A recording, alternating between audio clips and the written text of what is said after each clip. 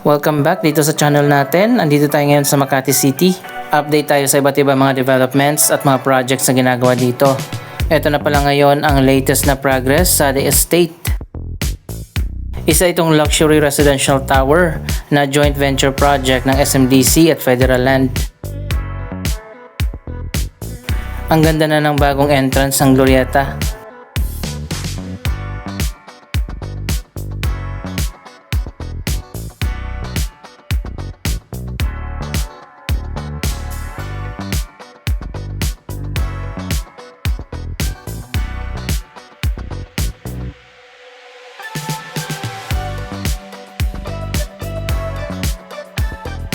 I-update din natin ang progress ng renovation ng mga underpass dito sa Ayala Avenue.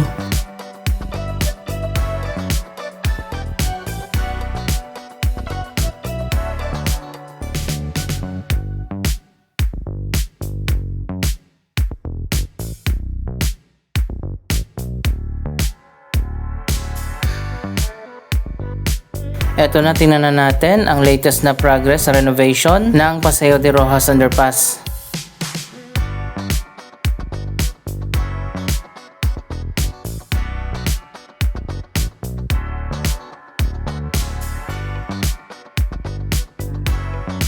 Next month na ang deadline nito. Ayan, makikita naman natin meron na dito mga wood panels at may mga bagong tiles na rin dito sa floor.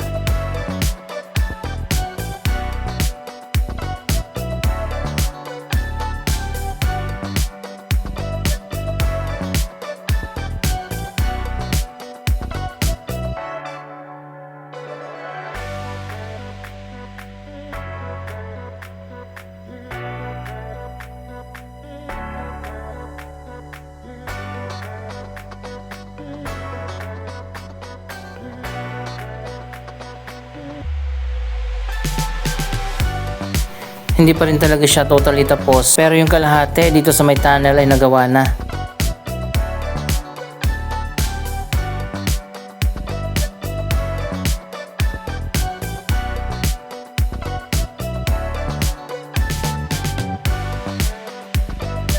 Dito na lang pala sa gilid, kulang pa ng mga tiles. Sana may balik uli ang magandang mural dito sa Paseo de Rojas Underpass.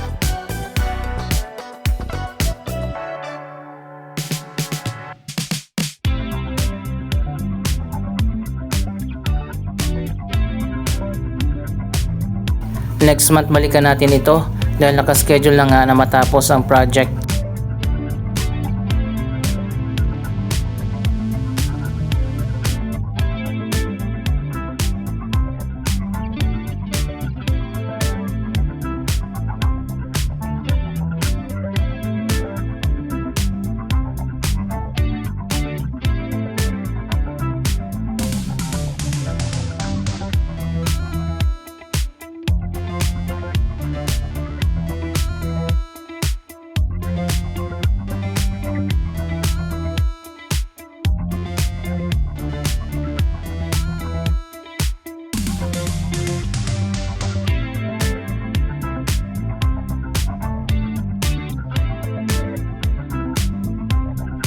Mas maganda yung glass na canopy.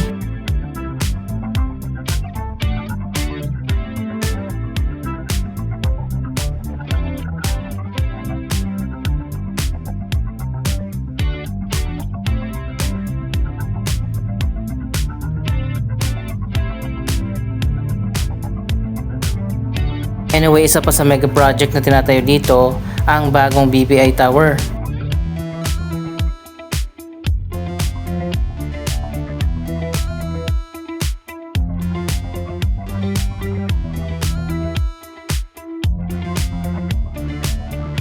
Ayan, masisilip naman natin. Ito na ngayon ang latest na progress. Napakalalim pala ng hukay nito.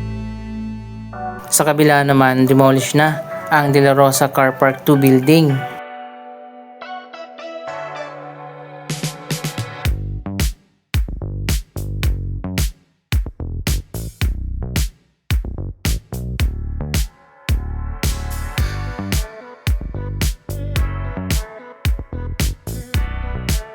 Matagal pa bago matapos itong BPI Tower. Year 2029 pa ang deadline nito at ang opening schedule ay year 2030.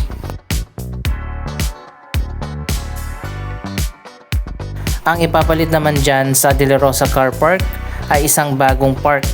Hindi na nga tatayuan ng building ang area na yan at gagawin na yan na bagong open park, ang bagong De La Rosa Gardens.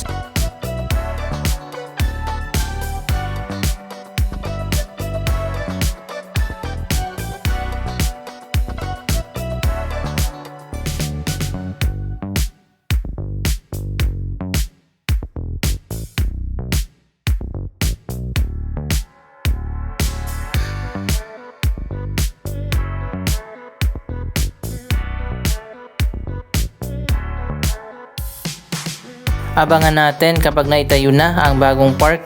Siguro mas mauna pa yan na matapos sa bagong BPI Tower.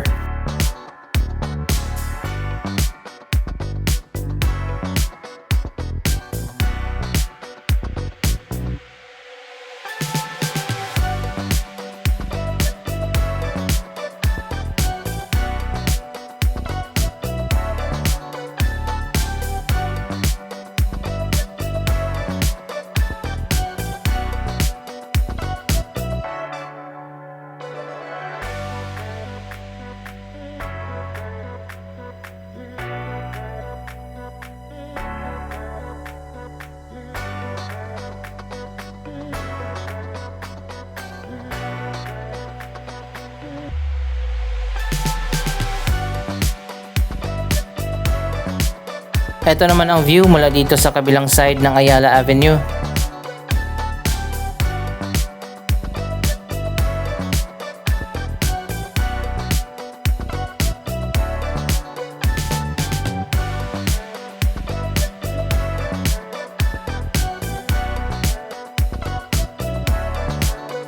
Ito na ang kasalukuyang taas ng bagong BPI Tower.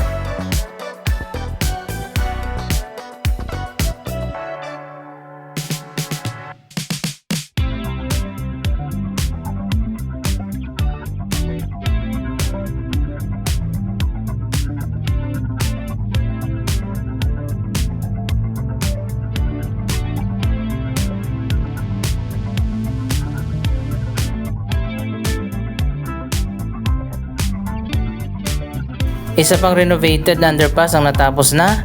Ito ang Legazpi Underpass. Mas maganda talaga na i-retain itong glass na canopy.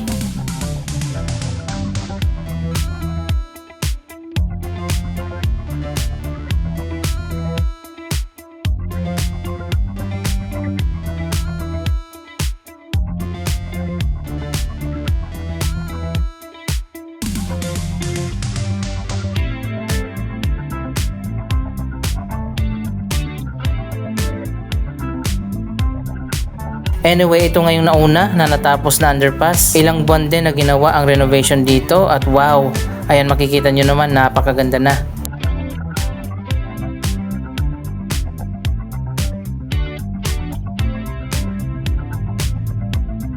Mas okay talaga kapag may mural dito sa ceiling. Anyway, halos lahat naman ng underpass dito may mural.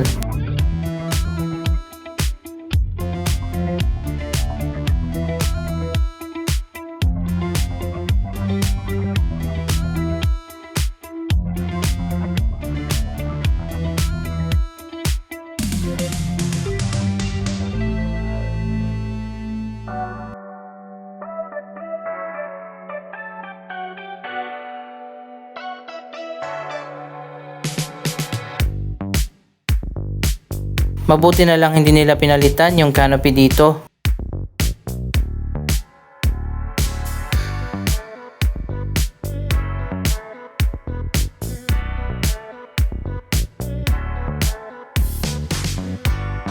Isa pang renovation ng underpass ang natapos na. Andito naman tayo sa Sedeño Underpass.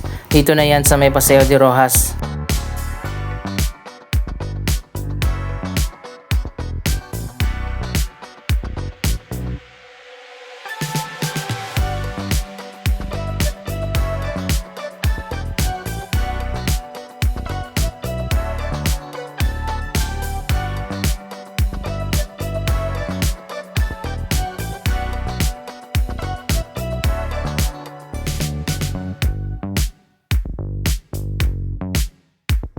So ayun guys, mukhang magiging ganito ang itsura doon sa Paseo de Rojas Underpass. Pero wala nang mural dito. Ang meron lang dito, iba't ibang kulay ng pailaw.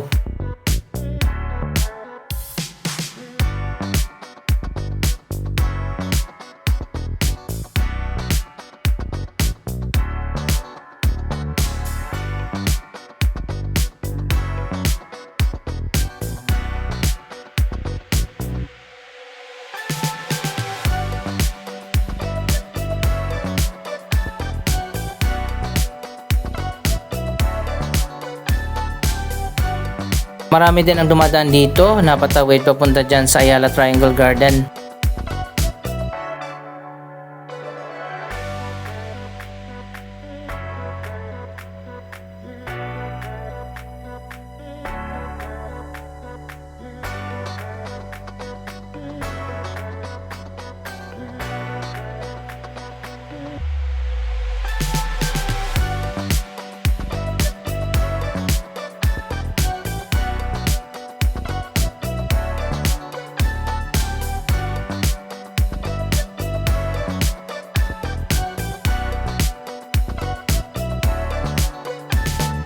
By the way, next year pa magbubukas ang bagong Mandarin Oriental Hotel.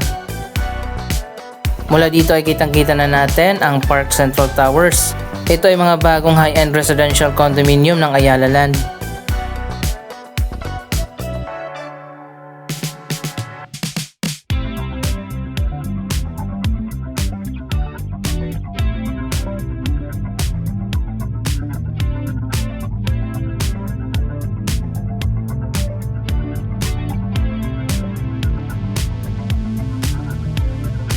Maraming high-end residential building ang tinatayo ngayon dito sa Makati City. Meron pa dito sa kabila na sisimulan pa lang ang Park Villas.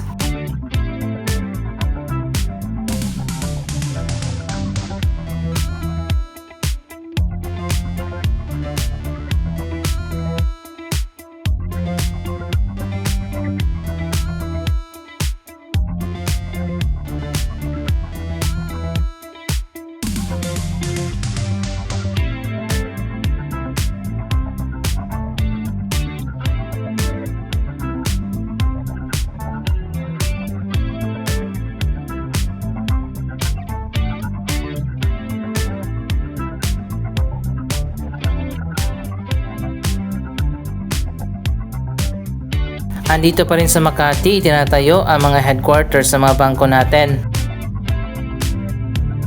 Dito naman sa tapat ng Park Central Towers, itinatayo ngayon ang BDO Tower.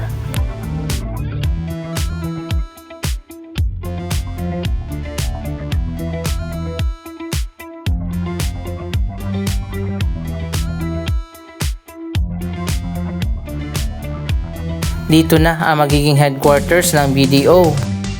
Dalawang high-rise building ang itatayo dito. Magkakaroon pa ng elevated walkway na magko-connect sa dalawang building.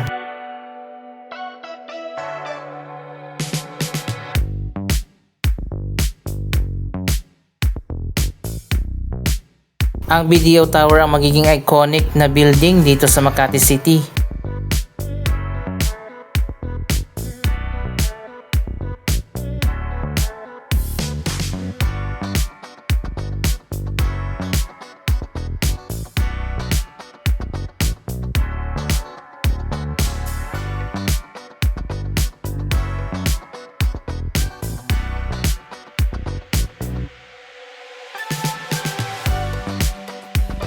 Samantala ang Metrobank Tower naman itinatayo ngayon ang kanilang headquarters dyan sa likod.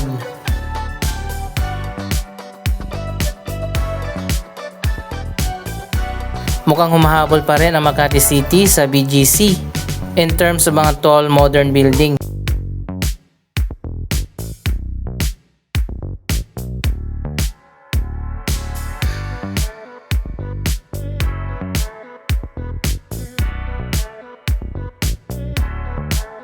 Anong masasabi nyo sa mga development na ito? Mag-comment lamang dyan sa baba ng inyong mga reaksyon. Maraming salamat sa inyong panonood. Huwag kalimutan na i-like, i-share ang video ito at mag-subscribe. Thank you for watching!